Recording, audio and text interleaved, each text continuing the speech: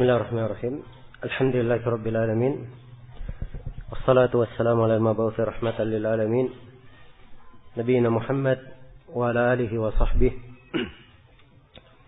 wa man tabi'ahum bi ihsanin ila yaumiddin, amma ba'd.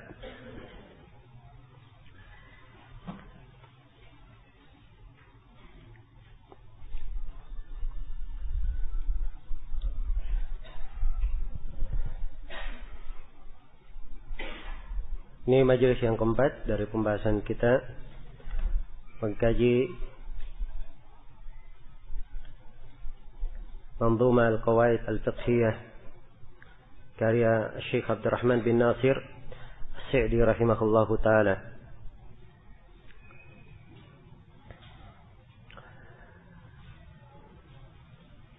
Pada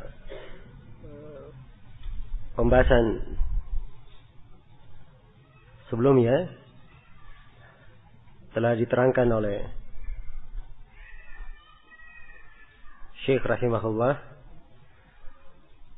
apabila terjadi pertentangan antara dua kemaslahatan dan pertentangan antara dua mafsadat. Dan ini penyebutan dua keadaan. Iya.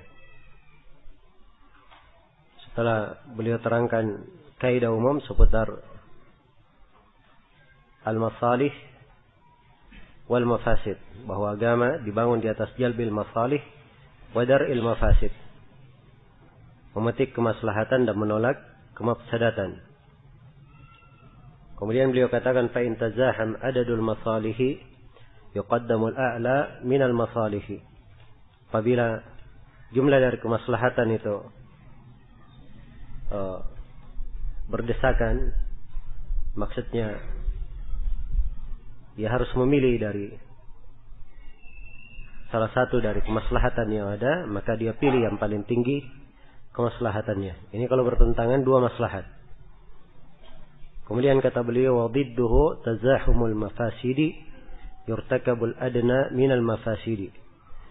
Dan kebalikannya adalah kalau berdesakan antara dua mafsadat, dia diharuskan untuk menghadapi dua mafsadat, maka yang dia lakukan adalah dia pilih yang paling ringan mafsadatnya. Jadi ini dua keadaan. Keadaan kalau dua maslahat bertentangan, yang pertama. Yang kedua, apabila dua mafsadat bertentangan, dia dihadapkan pada dua mafsadat. Masih ada keadaan yang ketiga, belum disebutkan oleh Syekh rahimahullah, yaitu keadaan apabila bertentangan antara mafsadat dan maslahat. Iya. Apabila bertentangan antara mafsadat dan maslahat.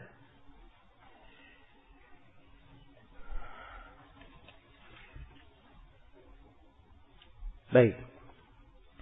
Apabila bertentangan antara mafsadat dan maslahat, maka yang menjadi ukuran di situ adalah dilihat yang mana yang paling rajih antara keduanya. Kalau maslahat yang paling rajih, maka diambil kemaslahatan, itu yang dilakukan. Kalau mafsadat yang lebih rajih, maka ditinggalkan hal tersebut. Iya, tidak dikerjakan. Baik. Contoh di dalam hal ini adalah kisah yang masyhur di dalam hadits riwayat Bukhari dan Muslim. Tatkala Nabi sallallahu alaihi wasallam menaklukkan Makkah, beliau ingin mengembalikan Ka'bah ke atas pondasi Nabi Ibrahim. Nah, akan tetapi Nabi sallallahu alaihi wasallam meninggalkan hal tersebut karena khawatir orang-orang Mekah yang baru masuk Islam. Kata beliau, laula anna qaumaki hadithu ahdin bijahiliyah lahadamtul Ka'bah wa la ja'altu laha babain. Babun yadkhulu minhu an-nas wa babun yakhrujun. Andai kata bukan karena kaum yang baru masuk Islam atau yang masih saja dekat dari kejahiliaan, kata Nabi, saya pasti sudah merubuhkan Ka'bah dan saya akan bangun kembali di atas pondasi-pondasi, atau saya akan jadikan padanya dua pintu, pintu manusia masuk di dalamnya dan pintu manusia keluar. Maksudnya itu pondasi Nabi Ibrahim, sebagaimana datang dalam sebagian riwayat, wala banaituha ala qawaid Ibrahim, dan saya akan bangun Ka'bah itu kembali di atas pondasi-pondasi Nabi Ibrahim. Jadi membangun Ka'bah di atas pondasi Nabi Ibrahim ini maslahat. Ini apa? Maslahat. Iya. Akan tetapi kalau beliau melakukannya ada mafsadat. Mungkin terfitnah sebagian dari orang-orang yang baru masuk Islam ini, masih lemah keislamannya. Iya. Sebab mereka akan memandang bahwa Nabi ini terlalu sombong terhadap mereka dan akan mengakibatkan mereka benci kepada keislaman. Maka di sini ada maslahat dan ada mafsadat. Dan perhatikan bahwa Nabi sallallahu alaihi wasallam meninggalkan maslahat karena mafsadatnya lebih apa? Lebih besar. Iya. Baik. Maka kalau pada hal tersebut ada maslahat dan ada mafsadat, dilihat, ditarjih. Kalau maslahatnya lebih rajih, maslahat yang dilakukan. Ya, kalau mafsadatnya lebih rajih, maka mafsadatnya ditinggalkan. Ini kalau bisa ditarjih. Tapi kalau seimbang antara maslahat dan mafsadat, yang mana yang dia lakukan? Seimbang maslahat dan mafsadatnya. Ya, di sini ada kaidah yang dipakai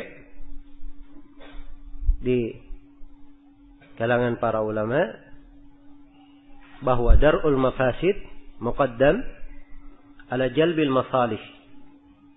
Menolak mafsadat itu lebih didahulukan daripada memetik kemaslahatan. Nah, ini kaidah berlaku kalau apa? Kalau seimbang antara apa? Antara maslahat dan mafsadat. Adapun kalau maslahatnya lebih rajih, maka maslahat yang diambil. Iya. Kalau mafsadat yang lebih rajih, maka mafsadat yang hendaknya ditinggalkan. Demikian. Baik, jadi ini kelengkapannya dari kaidah sebelumnya. Kemudian kita akan memasuki pembahasan berikutnya.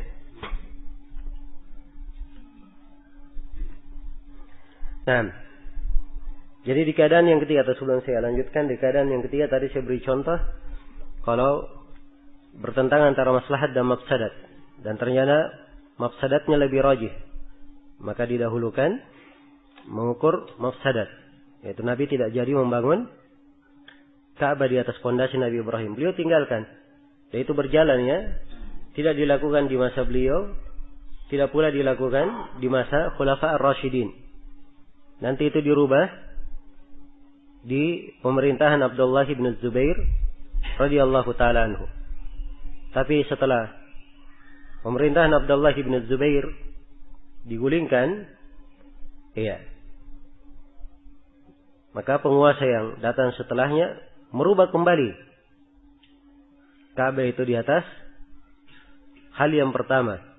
Ya, dan hingga hari ini tetap berjalan, Ka'bah itu belum dirubah seperti yang diinginkan oleh Nabi sallallahu alaihi wasallam.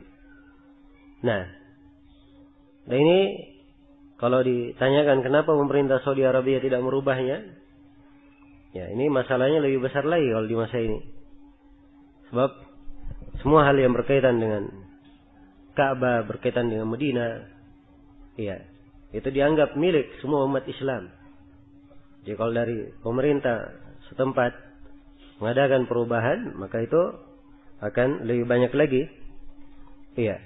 mafsadat yang akan muncul. Baik, contoh kalau misalnya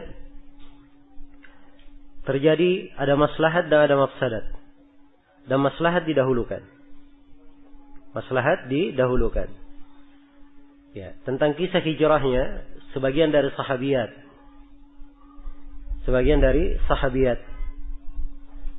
Nah, sebagian dari sahabiyat ada yang hijrah tanpa mahram. Di sini ada mafsadat, ada maslahat. Maslahat adalah hijrah. Dan hijrah adalah menunaikan apa? Kewajiban. Mafsadatnya adalah apa? Melakukan perjalanan tanpa mahram. Ini mafsadat. Baik. Yang mana yang didahulukan? Telah syah dari sejumlah sahabiyat bahwa mereka melakukan hijrah. Yang menunjukkan bahwa maslahat lebih apa? Lebih didahulukan. Iya. Karena keberadaan mereka berpindah ke negeri Islam itu lebih banyak manfaatnya. Iya. Demikian pula di dalam perang terhadap ahli Taif, Nabi Shallallahu Alaihi Wasallam melempar kepada orang kafir itu manjanik sehingga terbunuh di dalam benteng orang-orang kafir sebagian dari perempuan dan anak-anak kecil. Iya. Ya di sini ada maslahat, ada mafsadat. Maslahat adalah terwujudnya kemenangan untuk kaum muslimin, terjaganya pasukan kaum muslimin dari kekalahan, ini maslahat.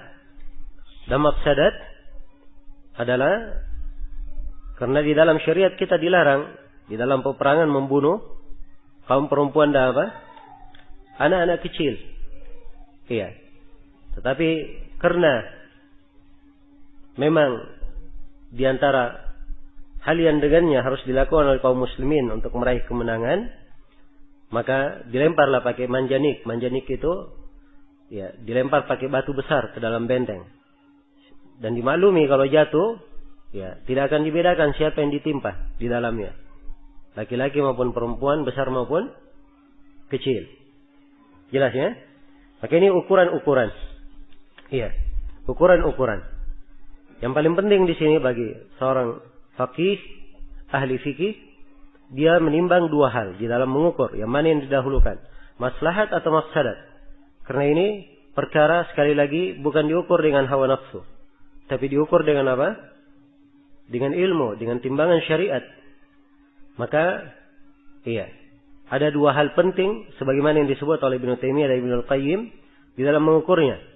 Yang pertama, dia memahami keadaan kejadian dengan benar. Kalau bertebarakan antara maslahat dan mafsadat, dia memahami dulu sisi maslahatnya mana, sisi apa? Mafsadatnya mana, dikuasai kejadiannya dengan tepat. Kemudian yang kedua, hendaknya dia memiliki ilmu.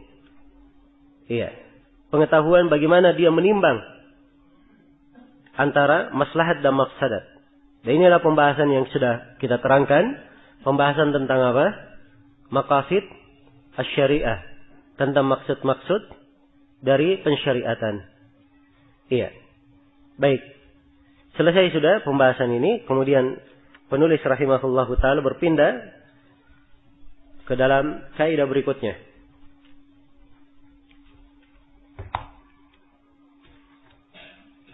Dan ini pembahasan yang ke-11.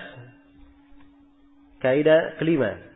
Kesulitan mendatangkan kemudahan. Kata beliau rahimahullahu ta'ala, wa min qawaidi asy-syari'ati at-taysiru fi kulli amrin nabahu ta'siru. Nah. Dan dari kaidah syariat adalah mempermudah pada setiap perkara, fi kulli amrin, pada setiap perkara, nabahu ta'siru, yang ditimpa oleh kesusahan.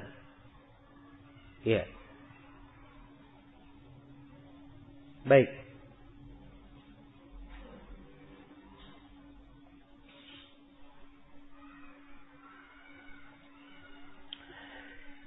Di dalam kaidah ini terdapat penyebutan kaidah agung, kaidah besar, salah satu dari 5 kaidah pokok yang telah kita terangkan.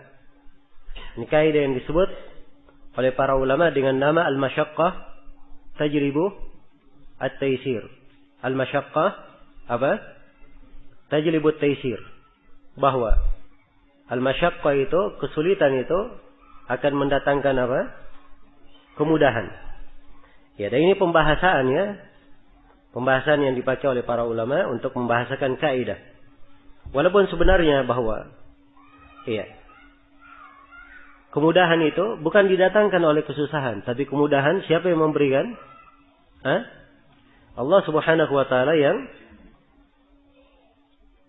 mensyariatkan adanya kemudahan tersebut. Yang mensyariatkan adanya kemudahan tersebut. Iya. Karena itu sebagian ulama mentakbir kaidah ini dengan penyebutan at-ta'sir sababun lit-taysir. Adanya kesusahan itu adalah sebab adanya apa? Adanya kemudahan. Iya. Dan ini kaidah agung ditunjukkan oleh dalil-dalil dari Al-Quran dan Sunnah Rasulullah sallallahu alaihi wa alihi wasallam. Di antara dalilnya dari Al-Quran, Allah Subhanahu wa taala berfirman, "Yuridullahu bikumul yusra wa la yuridu bikumul usr." Allah menghendaki untuk kalian kemudahan dan Allah tidak menghendaki kesusahan terhadap kalian. Iya. Ini ayat merupakan dasar pijakan tentang kaidah ini, bahwa kesusahan itu adalah sebab datangnya kemudahan. Iya. Dan juga Allah Subhanahu wa taala berfirman, "La yukallifullahu nafsan illa wus'aha." Allah tidak membebani seseorang kecuali sesuai dengan kemampuannya, apa yang dia mudah bisa melakukannya. Nah, dan juga Allah Subhanahu wa taala berfirman, "Yuridullahu an yukhaffifa ankum." Allah menghendaki untuk memberikan keringanan kepada kalian. Ya, dan di dalam hadis yang diriwayatkan oleh Al-Bukhari dari Abi Hurairah, Rasulullah sallallahu alaihi wasallam bersabda, "Dinu inna ad-dina yusrun." Sungguhnya agama itu mudah. Ya, dan beliau ditanya tentang agama yang paling baik, beliau menjawab, "Al-Hanifiyatus Samha." Agama Hanifiyah yang penuh dengan kedermawanan. Baik. Jadi ini dalil-dalil tentang kaidah yang menunjukkan bahwa kaidah ini adalah hal yang dimaklumi di dalam syariat kita. Karena itu tidak ada silang pendapat di kalangan para ulama tentang dipakainya kaidah ini. Ya, berlakunya kaidah ini. Baik. Iya.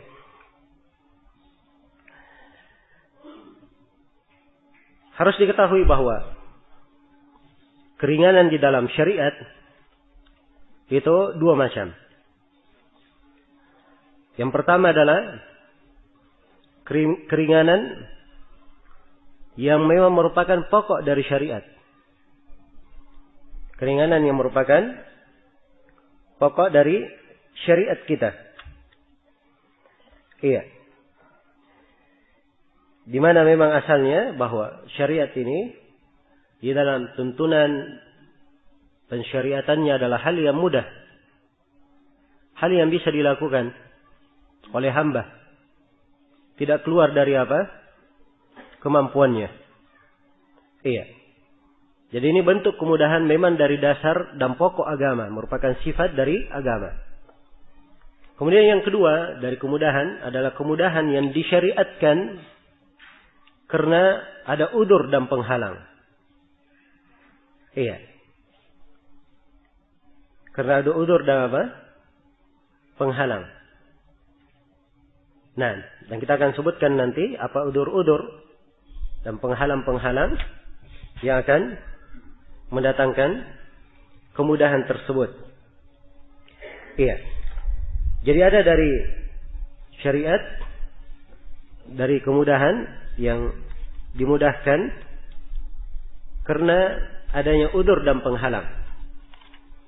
Iya. Maka tampak dari sini bahwa di dalam mengukur keringanan itu bukan dengan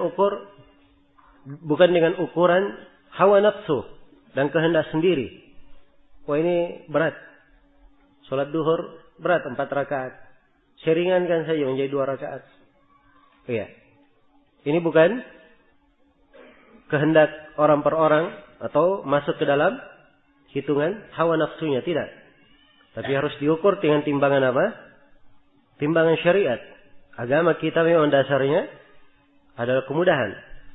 Iya. Dan apabila terjadi kesusahan dalam artian ada udzur, maka karena adanya udzur inilah diberikan hukum-hukum keringanan. Iya. Dan udzur-udzur tersebut semuanya diterangkan. Apa yang dengannya menjadi udzur dan apa yang tidak dianggap udzur. Baik. Kalau begitu, ini kaidah tidak bisa dikatakan sebagai kaidah yang tidak memiliki ketentuan jelas. Bahkan ketentuannya sangat jelas sekali. Ya, ketentuannya adalah hal yang sangat terang sekali. Baik. Jadi, kata beliau rahimahullah, wa min qawaidis syari'ati atau min qawaidis syari'ati at-taisiru. Dari kaidah di dalam syariat adalah at-taisir. Iya. Adalah mempermudah. Nah, fi kulli amrin nabahu ta'siru. Pada setiap perkara yang didatangi kesusahan padanya. Ya, ini bahasa dari penulis yang menggambarkan 2 jenis keringanan yang kita sebutkan tadi. Dan keringanan yang seperti ini, keringanan karena adanya udzur, itulah yang disebut oleh para ulama dengan bahasa rukhsah. Disebut dengan bahasa apa? Dengan bahasa rukhsah. Dan rukhsah itu, ya, kalau diartikan, itu maknanya adalah apa? Keringanan. Itulah yang diartikan sebagai keringanan. Baik. Dan rukhsah itu, ya, beraneka ragam bentuknya. Keringanan yang ada. Di antara keringanan, ada yang sifatnya digugurkan. Seperti perempuan yang haid.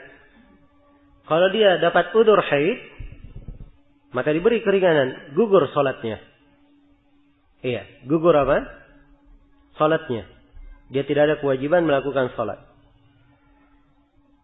Kemudian keringanan jenis yang kedua, keringanan dalam bentuk pengurangan.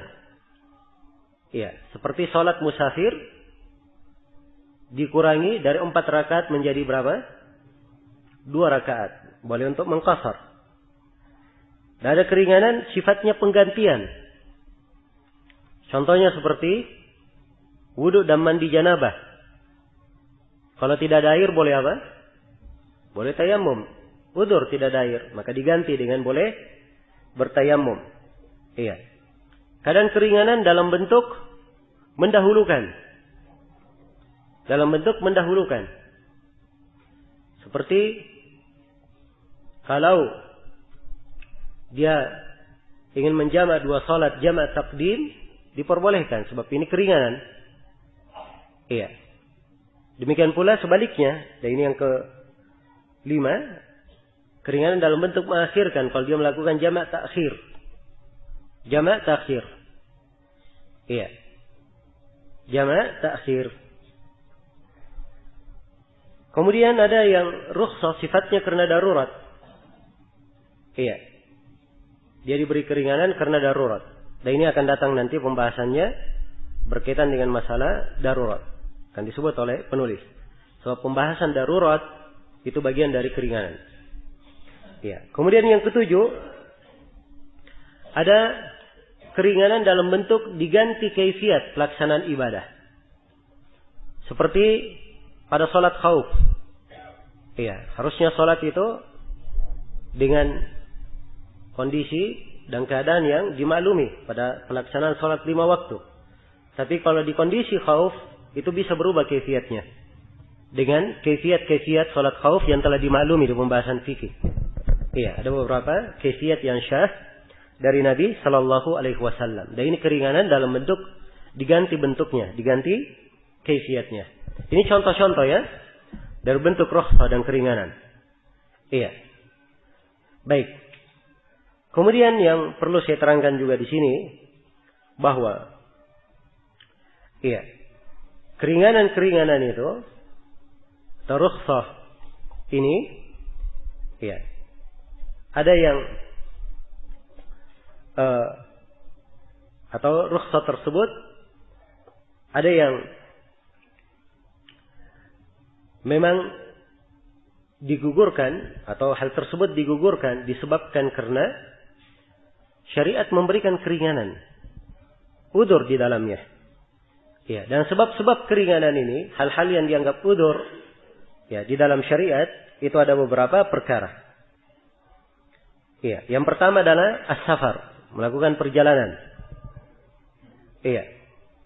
Dari perjalanan ini ada sejumlah keringanan diberikan. Banyak hal ya keringanannya. Boleh dia meringkas salatnya, mengqasar salat, boleh dia tidak berpuasa. Kalau dia terbiasa membaca zikir-zikir, iya, maka dia terbiasa membaca zikir, terbiasa melakukan salat nawafil, maka di dalam perjalanan itu digugurkan dan pahalanya tetap tercatat untuknya. Iya. Ini bentuk dari keringanan karena apa? Karena sebab safar, perjalanan. Kemudian dari bentuk rukhsah yang lainnya adalah apa? Al-marad, penyakit. Ya, kalau safar tadi ukuran perjalanan itu ya perjalanannya dimaklumi kembali kepada urf. Kembali kepada apa yang manusia biasanya menghukumi di dalam hal tersebut. Jadi yang ini akan datang insyaallah taala di pembahasan urf nanti. Ya, di ucapan penulis wal urfu ma'mulun bihi idza warad hukmun min asy-syar'i asy-syarif lam yuhad. Kita akan terangkan di situ pada tempatnya tentang urf. Yang jelas perjalanan itu adalah salah satu sebab dari sebab yang menyebabkan adanya kemudahan. Kemudian yang kedua adalah sakit. Ya, dan ukuran sakit itu yang dikatakan sakit yang menjadi udzur adalah hal yang mengeluarkan badan dari posisi biasa atau posisi keadaan yang wajar. Iya. Jadi kalau dia sakit, kalau dia membuat kondisinya tidak wajar, itulah dikatakan penyakit yang apa? Iya, memberikan udzur. Tetapi kalau dia sakit tapi kondisinya tetap wajar, ya, maka ini tidak diberikan udzur dengannya. Iya. Baik. Karena itu, kalau misalnya ada orang yang sakit gigi misalnya, ringan, ya, apakah boleh dia tidak berpuasa? Ya, jawabannya kalau hal tersebut tidak mengeluarkannya dari kondisi yang wajar, maka dia tetap berpuasa. Jadi ukuran sakit ini adalah kondisi yang wajar. Ya, dan ini yang lebih tepatnya ya dari dua pendapat di kalangan ulama. Sebab sebagian ulama ada yang kadang di dalam hal ini memberikan keluasan. Iya, memberikan keluasan. Tapi menjadi ukuran penyakit ini kembali kepada urf. Dia ini dihitung sakit, dengannya dia berhak mendapat udzur atau tidak. Iya. Kemudian yang ketiga dari hal yang mendatangkan udzur adalah seorang yang terpaksa. Ya, keterpaksaan. Dia dipaksa melakukan pekerjaan yang dia tidak kehendaki. Iya. Maka yang terpaksa ini dapat udzur dia. Dapat keringanan. Iya, karena itu Ammar bin Yasir radhiyallahu anhu, beliau dipaksa mengucapkan kalimat kekafiran dan beliau ucapkan hal itu. Namun beliau udzur karena beliau telah saksikan kedua orang tuanya benar dibunuh. Iya, dan beliau tidak ada jalan untuk melepaskan dirinya. Ya, dan Allah telah menyebut hal itu dalam Al-Quran, illa man ukriha wa qalbuhu mutmainnun bil iman. Kecuali siapa yang dipaksa dan hatinya tenang dengan keimanan. Iya. Baik. Kemudian yang keempat adalah karena lupa. Udzur karena lupa.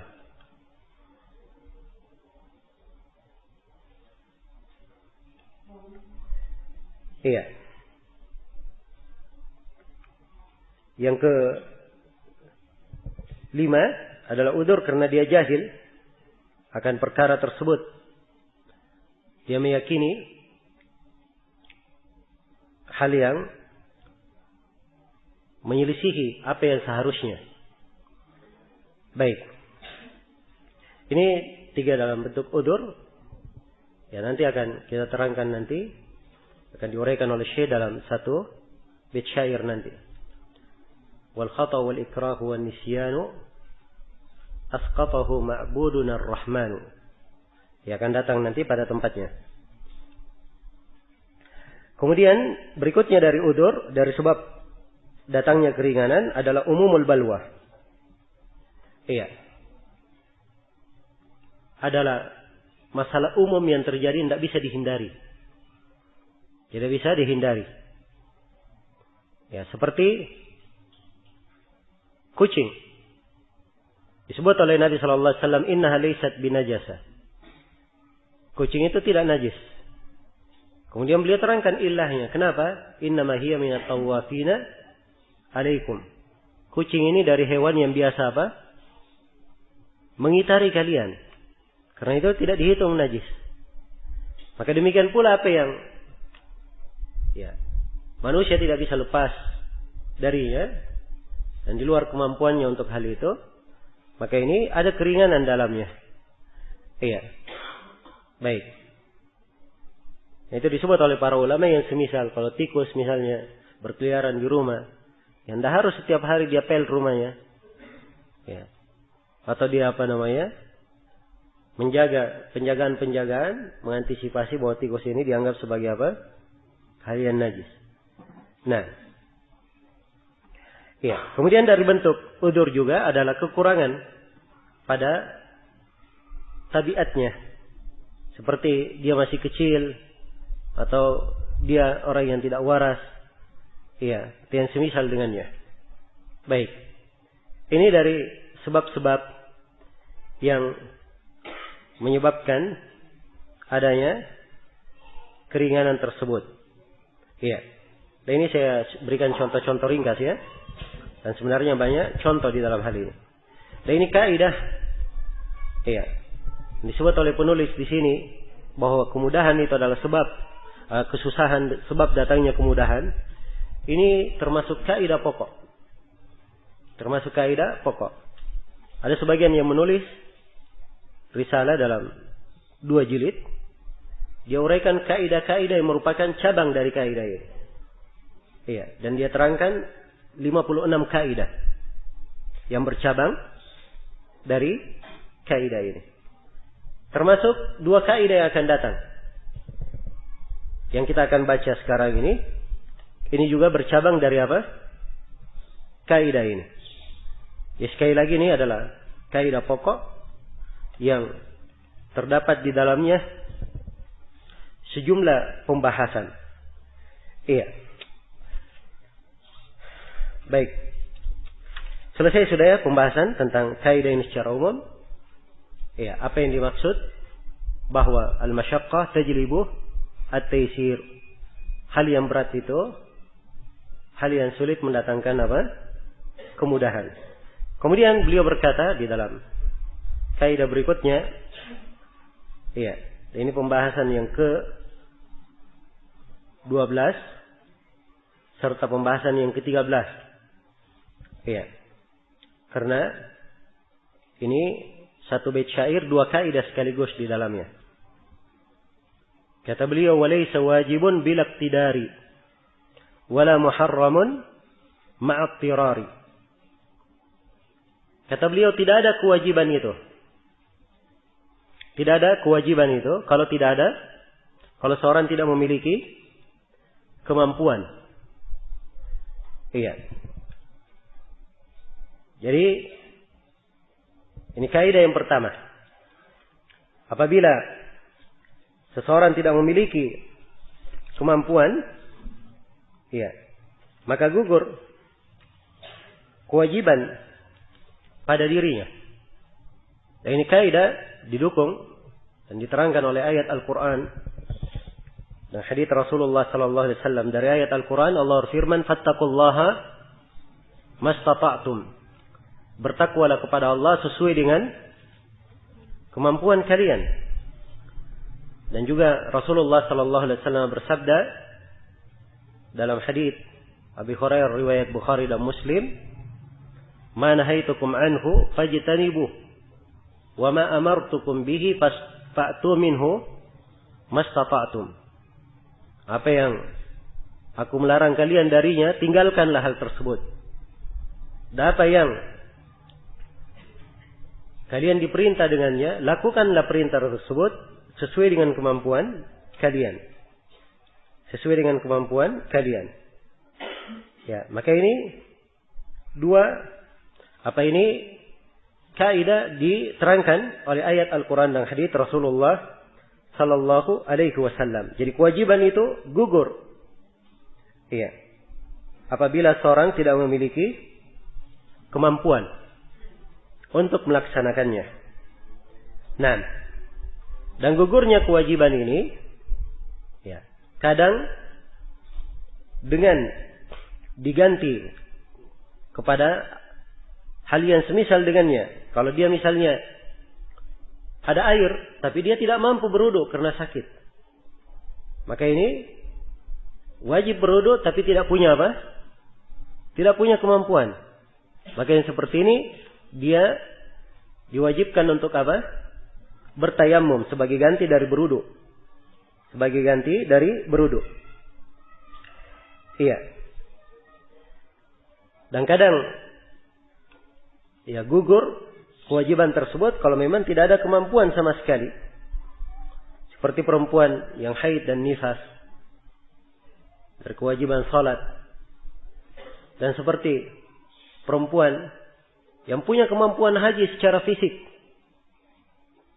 punya kemampuan untuk melakukan haji secara harta, tapi dia tidak memiliki mahram mengantarnya. Ya, maka ini artinya dia tidak punya kemampuan, sama dengan makna tidak punya kemampuan. Maka tidak ada kewajiban haji baginya hingga dia memiliki mahram. Hingga dia memiliki mahram. Ya, baik. Jadi ini kaidah yang pertama. Ya, dari potongan dari depan bait syair yang dibawakan oleh Syekh dari Sadrul Bait. Dan ini sudah, kalau di urutan pembahasan kita sudah kaidah yang keberapa? Kaidah yang ke-6. Ya, kewajiban berdasarkan kemampuan. Baik. Dan ini secara umum masuk di dalam kaidah kemudahan. Kemudian kaidah yang ke-7, hal darurat membolehkan perkara yang terlarang. Ya, inilah bahasa yang disebut oleh penulis di sini, wala muharramun ma'attirari. Dan tidak ada hal yang diharamkan itu kalau di kondisi darurat. Ya, hal yang diharamkan itu tidak berlaku kalau di kondisi apa? Di kondisi darurat. Ya, dan ini kaidah dibahasakan oleh para ulama dengan nama apa? Ad-darurat tubihu al-mahdhurat. Perkara yang darurat itu membolehkan seseorang melakukan hal yang dilarang. Perkara darurat membolehkan seseorang melakukan hal yang dilarang. Iya.